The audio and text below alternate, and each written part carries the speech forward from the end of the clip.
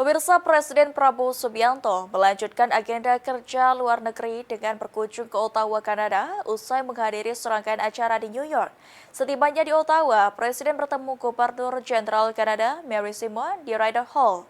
Pertemuan membahas komitmen memperkuat kerjasama berdasarkan demokrasi, pluralisme, dan multikulturalisme.